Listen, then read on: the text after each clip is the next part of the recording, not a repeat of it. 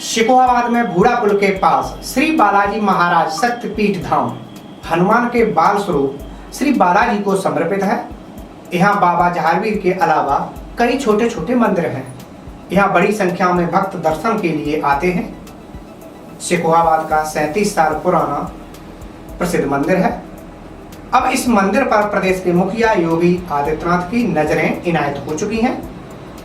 इसी के चलते आज योगी सरकार में मंत्री ठाकुर जयवीर सिंह ने सरकार के खजाने का मुंह खोलते हुए करीब 3 करोड़ 77 लाख की परियोजनाओं का शिलान्यास किया। जहाँ लाखों श्रद्धालु प्रतिवर्ष आते हैं, अपनी श्रद्धा से मनोकामनाएं पूर्ण करने का काम करते हैं, ऐसी पवित्र धरती में हम लोगों ने उत्तर प्रदेश पर्यटन की ओर से भी आने वाले यात्रियों की सुविधा है 3 करोड़ 77 लाख 92 हजार रुपए की परियोजना को स्वीकृत करने का काम किया है। यहाँ 1 करोड़ 45 लाख की लागत से एक मल्टीपर्पज हॉल, 94 लाख रुपए से म्यूरल हॉल, 47 लाख रुपए से प्रवेश द्वार का निर्माण होगा जो हाईवे पर बनाया जाएगा। इसके अलावा विकास स्थल के लिए 33 लाख, पब्लिक सैनिटेशन ब्लॉक के लिए 24 लाख, विद्युतीकरण के लिए 15 लाख, मंदिर के प्रवेश द्वार के लिए 11 लाख, वहीं पर्यटकों की सुविधा के लिए करीब 8 लाख रुपए खर्च किए जाएंगे। कार्यदायी संस्था यूपीपीसीएल का कहना है कि ये काम करीब 1 साल में पूरा हो जाएगा, यानी कि मार्च 2025 में इसका लोकार्पण हो जाएगा।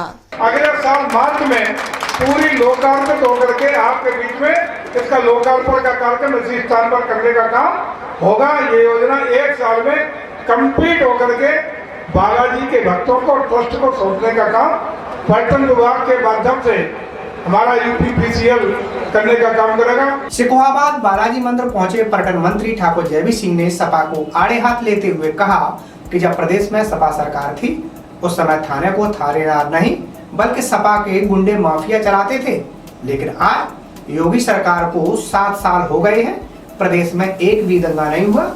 गुंडे माफिया या तो जेल में है या फिर प्रदेश से बाहर। 17 से पहले और खास रूप से 12 से 17 के बीच में आप लोगों ने उत्तर प्रदेश को देखा था बीमारू राज्य के रूप में, उत्तर प्रदेश को देखा था अपराधियों के प्रदेश के रूप में, उत्तर प्रदेश को देखा था एक ऐसा प्रदेश जिसमें कानून व्यवस्था की स्थिति नहीं थी। अगर सुबह बच्चा जब पढ़ने के लिए स्कूल जाता था तो हमारी माँ हमारी बहनें इंतजार करती थी, बच्चा जब तक सुरक्षित घर नहीं आ जाता था तब तक लगता था कि पकड़ न हो जाए, कि फिरौती न हो जाए और उसकी फिरौती का पैसा न देना पड़ेगा। ये था उत्तर प्रदेश। थाने समाजवादी पार्टी के लफंगों के अपराधियों के अड्डे हुआ करते थे।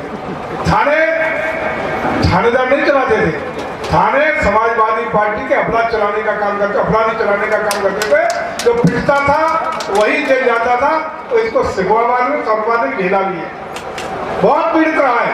और उसी के कारण मैं समझता हूँ कि यहाँ के तमाम व्यापारी उस जमाने में यहाँ से पलायन करके विभिन्न अन्य शहरों के लिए चले गए। लेकिन 17 में सरकार बनने के बाद जिस तरीके से उत्तर प्रदेश में कानून का राज स्थापित हुआ, आज बिना किसी भेदभाव के, न कोई जाति भेदभाव, न राजनीतिक भेदभाव, न सामाजिक भेदभाव, हर वर्ग धर्म जाति के लोगों को न्याय विकास देने का काम आदरणीय योगी जी ने किया है। और जिस प्रकार से अपराधियों पर लगाम लगाने का काम हुआ है, जिस प्रकार से माफियाओं पर बुलडोजर वाले बाबा का बुलडोजर चलाने का काम हुआ है, आज उत्तर प्रदेश में कानून का राज है। आज उत्तर प्रदेश बढ़ रहा है तेज गति से विकास की धारा पे। आज आप देख रहे होंगे 17 से लेकर अब तक लगभग 7 साल पूरे हुए। 7 साल में उत्तर प्रदेश में एक दंगा नहीं, और दंगा करने वालों की खैर भी नहीं।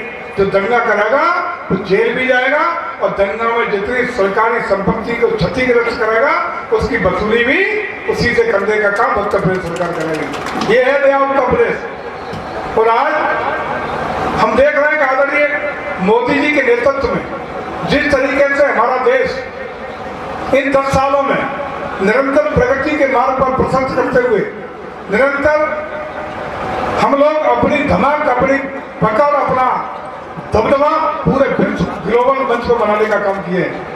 आज चाहे हम अर्थव्यवस्था की बात करें कि 2014 में जब आदरणीय मोदी के नेतृत्व में देश की सरकार बनी थी, उस समय अर्थव्यवस्था के क्षेत्र में दुनिया की 11वीं अर्थव्यवस्था हिंदुस्तान था, लेकिन आज दुनिया की 5वीं अर्थव्यवस्था बन चुका है। वो आने वाले 2 सालों में हम दुनिया की सबसे बड़ी तीसरी अर्थव्यवस्था बनने जा रहे हैं।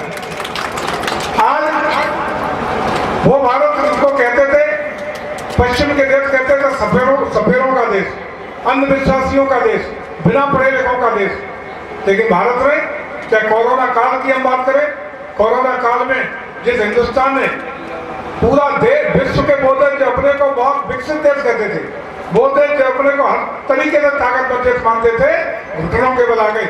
लेकिन भारत कोरोना से न सिर्फ लड़ा बल्कि रिकॉर्ड समय में एक नहीं 2 वैक्सीन देकर के हिंदुस्तान के लोगों की जान बचाने का काम किया और अपने 100 से ज्यादा मित्र राष्ट्रों को निःशुल्क अपनी वैक्सीन भेज करके उनके जीवन को देने का काम हिंदुस्तान से करके ये सिद्ध कर दिया कि हिंदुस्तान पुराने वाला हिंदुस्तान नहीं है, नया दमकता चमकता और अनुसंधान और वैज्ञानिक क्षेत्र में भी बहुत तेज कदम बढ़ाता हुआ हिंदुस्तान।